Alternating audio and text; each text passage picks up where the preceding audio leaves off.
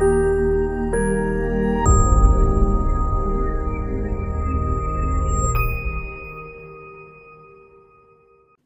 नमः दोस्तों। तो मैंने आप सबकी बोर्ड एग्ज़ाम को ध्यान में रखते हुए एक पूरा one shot series of videos बनाए हैं, जिसमें मैंने सारे ग्रामर टॉपिक्स कवर किए हुए हैं जो आपको बोर्ड एग्ज़ाम में आने वाले हैं। उसमें मैंने आपको सारे ट्रिक्स और टिप्स भी बताए हैं। तो वन शॉट सीरीज़ में आज हम लोग देखने वाले हैं, अभी नेक्स्ट वीडियो में हम लोग देखने वाले हैं प्रश्न निर्माणम। तो यहाँ पे मैंने एक छोटा सा चार्ट आपको दिख रहा होगा स्क्रीन पे। तो यहाँ पे मैंने ये छोटा सा चार्ट लिखा हुआ है। तो देखिए यहाँ पे बहुत आसानी से हम लोग समझ सकते हैं इसमें। जैसे हु और व्हाट के लिए हम लोग लगाते हैं किम, जैसे कह, का और किम। अगर मुझे बोलना है कि बालकः विद्यालयं गच्छति, तो कौन जाता है, तो कौन और क्या के लिए हम लोग लिखते हैं। जैसे अगर बालक कंचन है तो बालक यहाँ पे प्रथमा एकवचन में है, इसलिए हम लोग लिखेंगे यहाँ पे कह।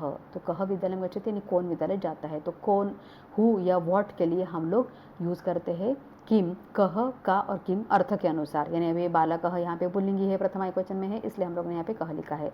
उसके बाद कुत्र यानी वेयर, तो हम लोग स्थान के लिए लिखते हैं सप्तमी विभक्ति। जैसे छात्राः विद्यालये पठन्ति, यानी छात्र विद्यालय में पढ़ते हैं। तो कहाँ पढ़ते हैं, तो विद्यालय ये एक स्थान हो गया, तो यहाँ पे हम लोग लिखेंगे कुत्र। तो कुत्र यानी वेयर, स्थान के लिए हम लोग सप्तमी विभक्ति का उपयोग करेंगे। तो यहाँ पे सप्तमी विभक्ति लगी हुई है, विद्यालये में सप्तमी विभक्ति है, तो इसका आंसर हम लोग लिखेंगे छात्राः कुत्र पठन्ति। और आपको क्वेश्चन मार्क डालना भूलना नहीं है, क्वेश्चन मार्क ज़रूर आपको डालना है, नहीं तो आपका आधा मार्क वहाँ पे कट सकता है। उसके बाद आता है कदा। तो कदा के लिए वेन, कदा यानी वेन, तो समय के लिए, यहाँ ये भी सप्तमी विभक्ति में। जैसे अहम प्रातः काले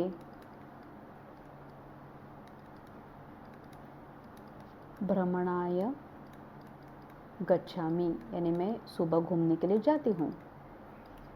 तो कब जाती हो, तो अगर प्रातःकाल के नीचे अंडरलाइन किया हुआ है तो हम लोग यहाँ पे लिखेंगे कदा, यानी कब जाती हो। भेन, हम प्रातःकाले भ्रमणाय गच्छामि, मैं सुबह घूमने के लिए जाती हूँ, तो मैं कब जाती हूँ, या तुम कब जाते हो, तो उसके लिए हम लोग लिखेंगे कदा। उसके लिए है दूसरी, नेक्स्ट है किमर्थम। किमर्थम यानी वाई,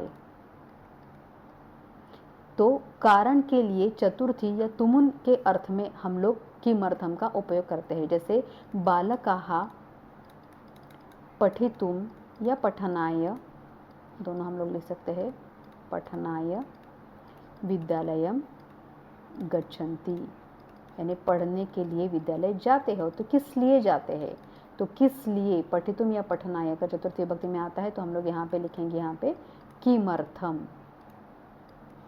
बालकाः किमर्थम विद्यालयं गच्छन्ति, किस लिए विद्यालय जाते हैं, तो पढ़ने के लिए विद्यालय जाते हैं। उसके बाद आता है कति। तो कति हम लोग लिखते हैं नंबर्स के लिए, गणना के लिए, यानी हाउ मेनी। जैसे मेरे क्लास में 50 बच्चे पढ़ते हैं, मेरे विद्यालय में 40 शिक्षक पढ़ाते हैं, तो उसके लिए हम लोग गणना के लिए कति का इस्तेमाल करते हैं। एक एग्जाम्पल देख लेते हैं यहाँ पे। जैसे मम समीपे पंच फलानि सन्ति, यानी 5 फल है। तो क्वेश्चन पूछते वक्त हम लोग बोलते हैं कितने फल है, तो पंच के नीचे अगर अंडरलाइन किया हुआ है तो हम लोग लिखेंगे यहाँ पे कति, मम समीपे कति फलानि सन्ति, क्वेश्चन मार्क डालना भूलना नहीं है। और उसके बाद लास्ट में है कथम, यानी क्रिया, हाउ, क्रिया विशेषण के साथ, क्रिया विशेषण के साथ हम लोग कथम लगाते हैं। जैसे एग्जाम्पल देख लेते हैं यहाँ पे, कच्छपः शनैः चलति, यानी कछुआ धीरे धीरे चलता है। तो कैसे चलता है, तो धीरे चलता है, शनैः, तो कैसे, तो हाउ, इसके लिए हम लोग लिखेंगे कथम। तो कच्छपः कथम चलति, इस तरीके से हम लोग को क्वेश्चन फ्रेम करना है। तो आपको क्वेश्चन फ्रेम करने के लिए किम के टेबल याद होना ज़रूरी है, और इसके लिए ही मैंने ये वाला बनाया हुआ है। तो किम के टेबल के साथ साथ आपको ये सारी चीज़ें भी याद रखना बहुत ज़रूरी है। उसके बाद लास्ट में आता है कीदृशः या कीदृशी या कीदृशम।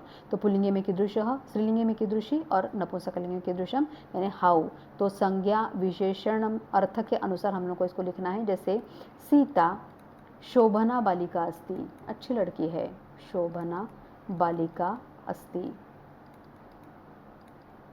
तो हम लोग नॉर्मली पूछते हैं कि कैसी लड़की है, तो अच्छी लड़की है। तो शोभना के नीचे अगर अंडरलाइन किया हुआ है तो हम लोग कैसी, कैसा के लिखेंगे कीदृशी। पुल्लिंग स्त्रीलिंगी शब्द है बालिका, इसलिए हम लोगों ने यहाँ पे कीदृशी लिखा है। यहीं अगर बालका होता तो हम लोग कीदृश लिखते, और यहीं अगर कोई नपुंसकलिंगी शब्द होता जैसे पुस्तकम होता तो हम लोग यहाँ पे कीदृशम लिखते। तो पुल्लिंगी में कीदृशः, स्त्रीलिंगी में कीदृशी और नपुंसकलिंगी में हम लोग कीदृशम यूज़ करते हैं।